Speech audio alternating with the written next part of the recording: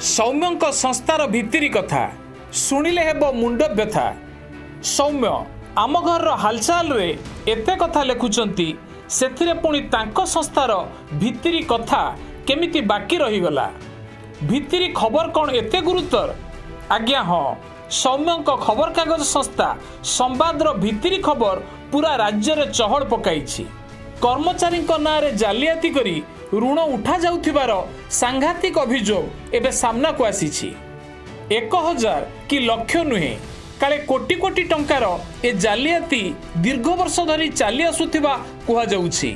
कर्मचारी नाँ रे उठा जाउथिबा ऋण कर्मचारी खाता को न जाई सीधा काले मालिकों पकेट गरम करुथिबा अभियोग होईछि।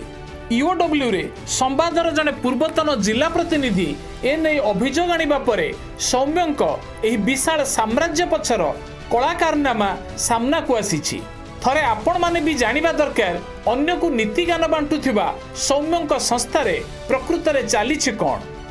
अभियोगकारी कहवा अनुजाई संवादरे चाकरी करुथिबा बेले तांकर दरमा काले मात्र 12,600 टंका थिला, किंतु तांको सैलरी स्लिप को जाल करा जाई सेथिरे दरमा को 3 रु 4 गुणा अधिक दर्शा जाइथिला।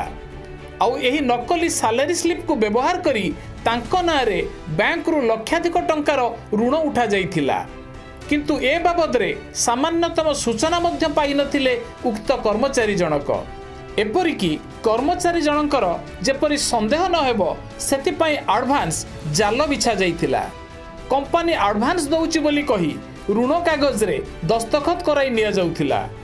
केवल जणे कर्मचारी नुहंती बरं शह शह कर्मचारी एही ट्राप रो शिकार होइछंती।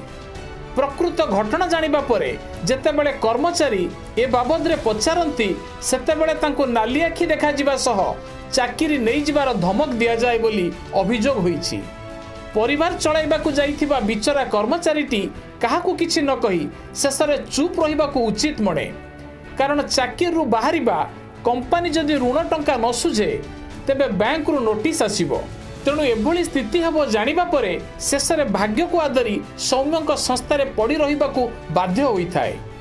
एही जालियाती काम एबेर नुहे, वर्ष वर्ष धरी एही काम चली आसुछि। सौम्यଙ୍କ संस्थार मानव संबल विभागर प्रत्यक्ष तत्वावधान रे एही स्काम को शेष स्पर्श दिया जाइथाय। बैंक अधिकारी सह मधुचंद्रिका बल रे कर्मचारी नाँ रे जालियाती करी ऋण उठाइबाकू प्लान प्रस्तुत हुए। आउ एथिपाई बैंक अधिकारी को दामी उपहार मध्य दिया जाउथिबा कुहा जाउछि। निज संस्था नाँ रे एभली संगीन अभियोग आसिबा परे सौम्य चुप रहिबा अनेक चर्चा को खोराक जोगाउछि। वास्तव में सौम्यଙ୍କ संस्थारे चालीछि कोन? कर्मचारी ऋण टंकारे अयस करबाकू सौम्य किए? जदि संस्था पाई ऋण आणुछंती तेबे निज नाँ रे ऋण न आनी कर्मचारी नाँ रे आनिबा पछरे रहस्य कोन? ऋण भार रे कर्मचारी को बुड़ाइबाकू सौम्य को अधिकार देला किए?